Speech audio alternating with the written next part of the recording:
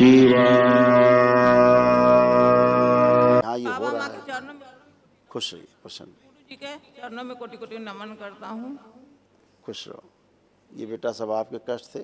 समझने देने वाली स्मृतियाँ थी, उलझन, बेचैनी, घबराहट की स्मृतियाँ थी, अल्जाइमर की स्मृतियाँ थी, चीज़ों को भूल जाना, बोन टीबी की स्मृतियाँ थी, ओवेरियन सिस्ट की स्मृतियाँ थी, लकवे की स्मृतियाँ थी, अनावश्यक भय पैदा करने वाली स्मृतियाँ थी, घुटनों में सूजन था, दर्द होता था, कमर में दर्द, सिजोफ्रेनिया था, अनावश्यक चीज़ें दिखाई देना, सुनाई देना, महसूस करना, ऑस्टियोफाइट्स की स्मृतियाँ थी, ब्रेन हैमरेज की स्मृतियाँ थी, ग्लूकोमा की स्मृतियाँ थी, कब्ज होना, एसिडिटी होना, अपच होना, कैंसर की स्मृतियाँ थी मुख में, कोलोन में, कॉमन बाइल डक्ट में, गुदाद्वार में और गर्भाशय में।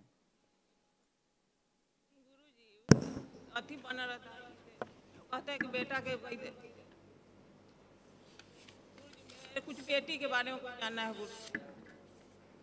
बेटी मेरी नहीं, गुरु जाने की क्या पूछना है बेटी के बारे में? समझाने की। रोइए मत, बात करिए, बात करें तो सुनने में। आप रोती रहेंगे तो सुनी भी नहीं आएगा क्या कहना चाहती हैं। नहीं रही गुरु, हम फिर से माइक ठीक से लगाओ, आवाज़ नहीं आ रही ऊपर। उसको फिर से हम जन्म दे चाहते हैं। नहीं, जन्म नहीं होगा दोबारा। आपके कहने से जन्म थोड़ा ना होगा। कोई जन्म लेना चाहेगा तो ही तो जन्म होगा उसका। मान लो कोई जन्म नहीं लेना चाहता है धरती में दोबारा, तो आप कैसे जन्म जबरदस्ती कराएंगे? यही मोह जो है संकट का कारण होता है। आपको भी संकट पैदा करता है, जिसकी मुक्ति हो गई उसका भी संकट पैदा करता है। आपसे जिसकी मुक्ति हो गई परिवार की, करा चुके आप, वो आपको देखना भी नहीं चाहता, क्योंकि आप उसके कोई हैं ही नहीं। रिश्ता शरीर का होता है, जीवन का कोई रिश्ता नहीं होता। सुनिए पहले ध्यान से जो बोला जा रहा है, बेहोशी में बात मत करिए, ठीक है? जिससे रिश्ता होता है वो जल चुका, नष्ट हो चुका, और जिससे रिश्ता नहीं वो अपनी राज यात्रा पर है।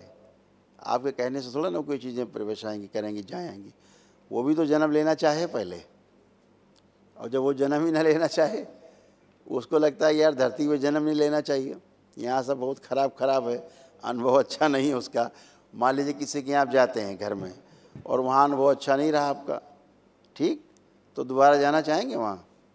नहीं जाना चाहेंगे।